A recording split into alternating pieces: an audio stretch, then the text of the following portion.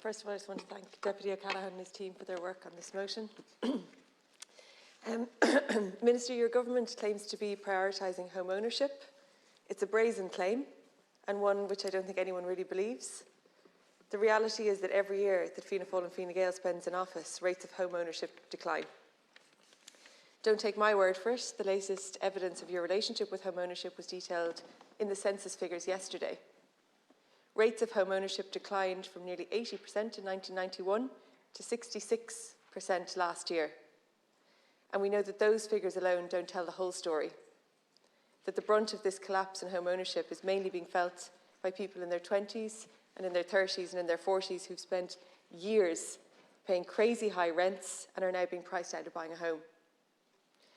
Despite the government's consistently upbeat assessment of its own performance in housing, the reality is relentlessly depressing. The share of 25 to 34-year-olds who own their own home more than halved between 2004 and 2019, plummeting from 60% to just 27%. Young people can't afford to buy a home, and increasingly, they can't even afford rent. In 2006, the average age of a first-time buyer was 29. Last year, the average age of a young person who managed to move out of their family home for the first time was 28. Once young people could aspire to home ownership, now they're finding it increasingly difficult to just move out of their childhood bedrooms. If that is an evidence that this and successive governments certainly are not made up of the parties of home ownership, I don't know what is. The rate and extent of the decline of home ownership among young people has been rapid and stark, and it's having a devastating impact. I think it can feel like government parties think about housing in economic terms or as a kind of investment, but people don't build their lives in an investment vehicle. They build it in a family, in a home, and in a community. Housing enables people to build relationships and to put down roots. It allows for feelings of safety and security. When we talk about the housing disaster, we're not just talking about bricks and mortar. It's about young people whose adult lives are on hold because they can't afford to move out of their childhood bedrooms. It's about couples postponing having a family because they can't find affordable housing. It's about the stress and anxiety that causes once happy relationships to break down.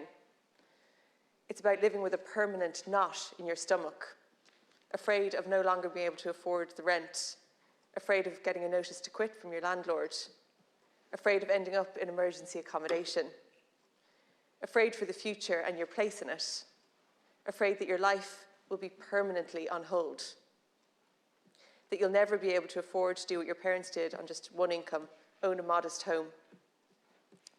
The government claims housing is its biggest priority, but we saw where its priorities really lie last week with the ridiculous row about tax cuts. Giving people a few euro extra every week, while at the same time denying them their own home, isn't helpful. What is the point of a tax cut when that money will be swallowed up by record rent and house prices? Why isn't the government prioritising the delivery of affordable and social homes instead of trying to buy voters off with their own money? Incredibly, just 323 affordable purchase homes were delivered last year in the middle of the biggest housing disaster in the history of the state. We've heard all of the promises before, and we've witnessed you breaking them. The government has no credibility on housing because you refuse to learn the lessons from your mistakes. All of the important metrics tell you that the housing crisis is deteriorating. Rents have never been higher, house prices have never been higher, homelessness has never been higher, but you refuse to change course. You continue to rely on the private sector to deliver social and affordable homes. You continue to pour subsidies into the pockets of developers and investment funds. You continue to allow cuckoo funds buy up residential homes. You continue to use public money to invest in the delivery of the private rental developments, which are unaffordable to rent and to buy. When will the government change its disastrous policies? The solutions are there. They're in our motion. Why refuse to adopt them? I think it's becoming clearer and clearer all the time that this is now about the government just refusing to admit that they're wrong. It seems like an ego issue.